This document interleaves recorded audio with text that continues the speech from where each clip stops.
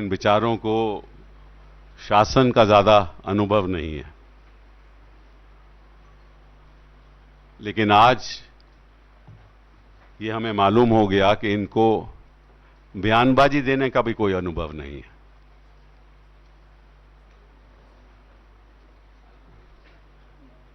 जो लोग और जिन्होंने जेल की हवा खाई हो, वो आज हमें बताएंगे कि किसके मूल में खोट है।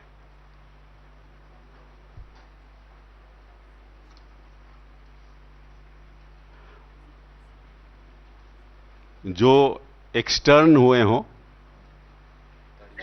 तड़ीबाज हों, वो हमें बताएंगे कि किसके मूल में खोट है। जिनके खिलाफ मर्डर के मुकदमे हों, वो आज हमें बताएंगे कि राहुल गांधी के मूल में खोट है। मैं नहीं सोचता था कि भाजपा इतनी गिर जाएगी कि उनके अध्यक्ष को यह बात कहनी पड़े। तो जवाहरलाल नेहरू और अन्य लोग जिन्होंने हमें आजादी दिलाई, ये उनके ऊपर इशारा कर रहे थे कि उनमें खोट था। इंदिरा गांधी, जिसके बारे में अटल बिहारी जी वाजपेयी जी कहते थे कि दुर्गा है, उनमें खोट था। राहुल गांधी ने अपनी कुर्बानी दे दी, तो उनमें खोट था। राजीव गांधी जिन्होंने कुर्बानी दे दी, तो उनमें खोट था। कहने का मतलब यह है कि आज हमें यह बता रहे हैं, सबक सिखा रहे हैं कि किसमें खोट है। मैं चाहूंगा कि ये जो बयानबाजी है, जिस तरह से बयानबाजी हो रही है, मैं चाहूंगा कि मोदी जी खुद बयान दे और अपने अध्यक्ष से कहें कि ऐसी बयानबाजी लोकतंत्र में ठीक नहीं है। लेकिन मोदी भी मजबूर है। वो ये बात कैसे कहेंगे, क्योंकि वो तो फायदा उठा रहे हैं।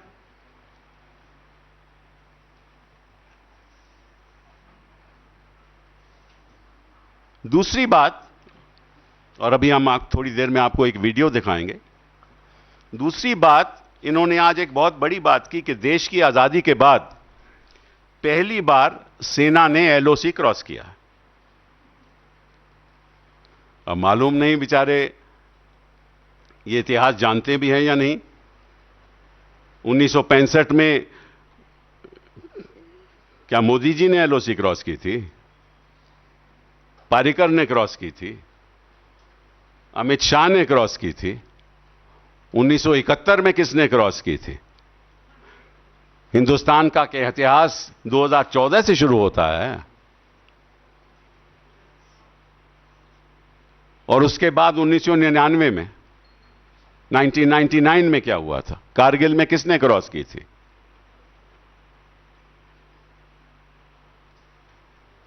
तो इनको ये बातें भूल गए या सब? पहली बार कह रहे हैं कि एलओसी क्रॉस हुई है। इसीलिए हम कहते हैं कि जब जब भी ऐसी बातें हुई और जब जब भी हमारे जवानों ने, हमारी डिफेंस फोर्सेस ने वो काम कर दिखाया जो इतिहास में आज भी लोग याद करेंगे, हमने कभी उस पर राजनीति नहीं की। कभी हमने नहीं कहा कि हम अपनी राजनीतिक रोटियां सेकेंगे। हम आज भी जवान को, अपनी डिफेंस फोर्सेस को सैल्यूट करते हैं। और मुझे याद है कि राहुल गांधी का पहला बयान था कि पहली बार प्रधानमंत्री जी ने कुछ करके दिखाया। लेकिन हम ये नहीं कभी भी सोच सकते थे कि ये इतने गिर जाएंगे कि जो जवानों की कुर्बानियां हैं, डिफेंस फोर्सेस की जो हिम्मत है, उसको दिखाएंगे कि ये मोदी जी की वजह से हुआ,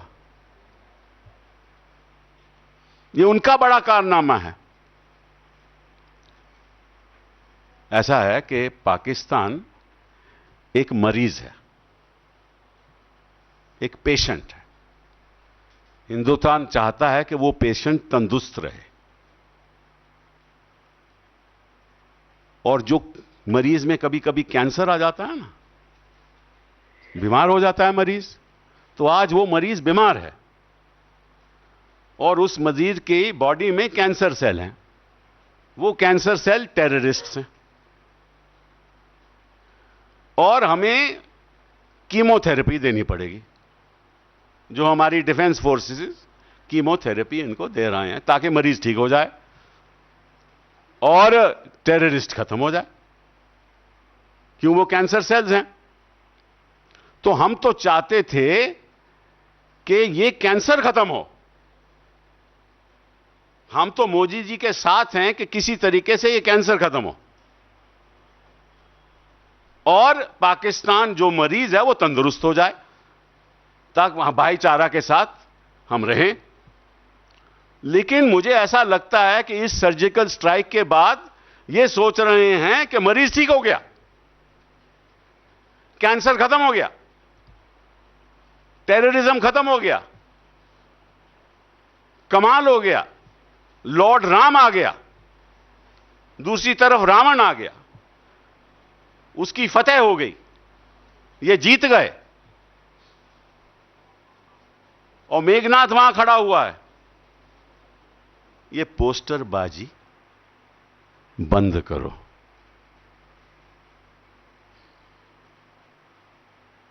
सेना की जो कामयाबी है उस पे राजनीति बंद करो। सेना को चुपचाप अपना काम करने दो, जैसे पहले भी सेना ने किया था और सेना करती आ रही है। अभी आपको वीडियो दिखाएंगे जहां विक्रम सिंह जी ने कहा कि पहली बार, कई बार हमने ये काम किए हैं, लेकिन हम बोले नहीं, क्योंकि ये काम चुपचाप होते हैं, बिना पॉलिटिक्स के होते हैं।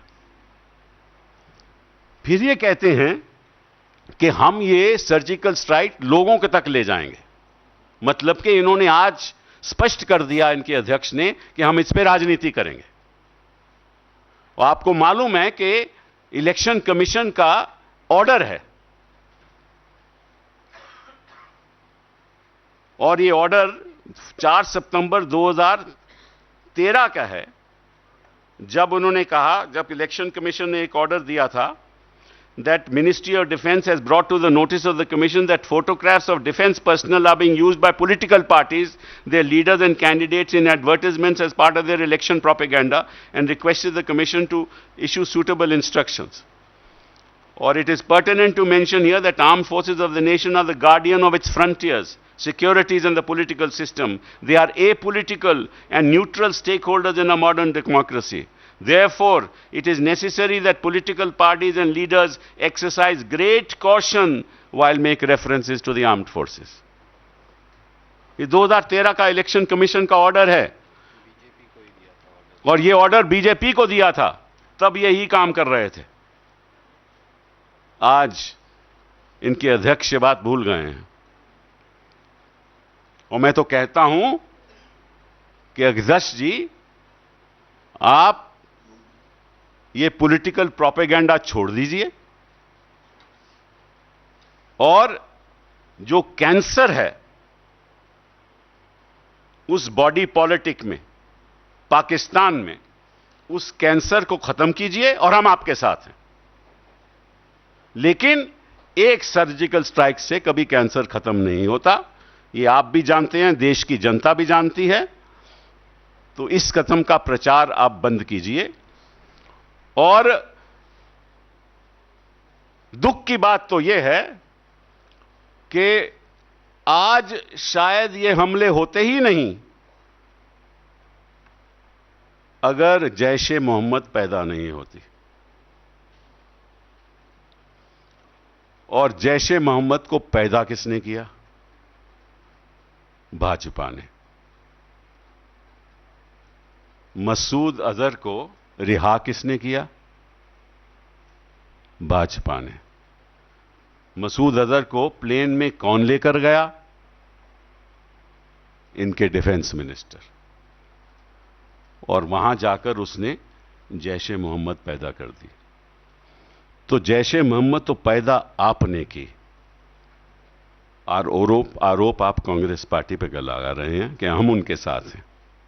शर्मनाक बात है कि ऐसे आरोप आप ऐसी पार्टी को लगा रहे हैं जिसने पिछले 67 साल में जवानों के साथ खड़े रहे, हमारी आर्म फोर्सेस के साथ खड़े रहे।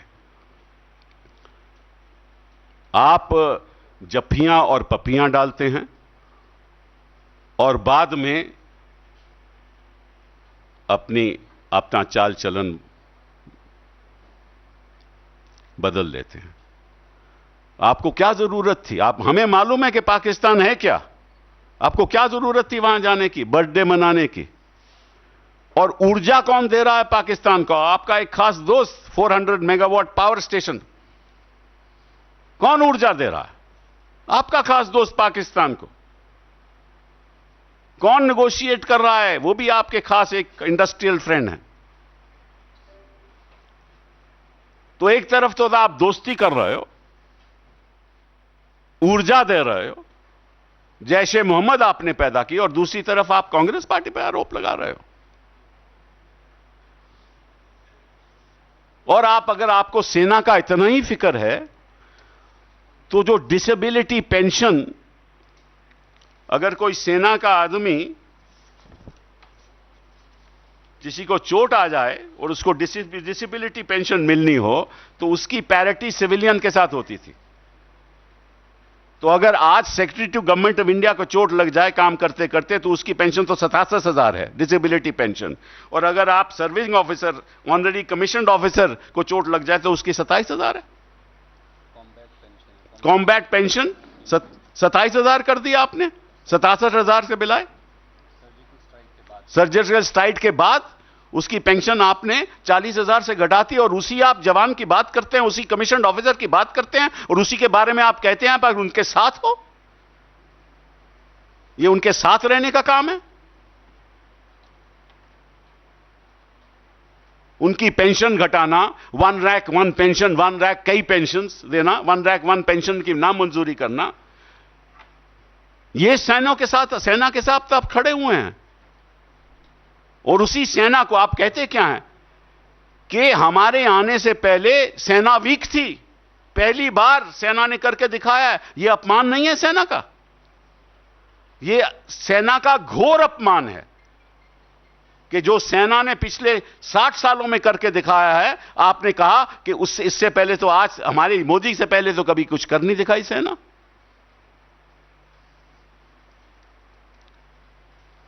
आपने सेना को अपमानित किया है और उसकी माफी आपको मांगनी चाहिए, सेना से माफी मांगनी चाहिए।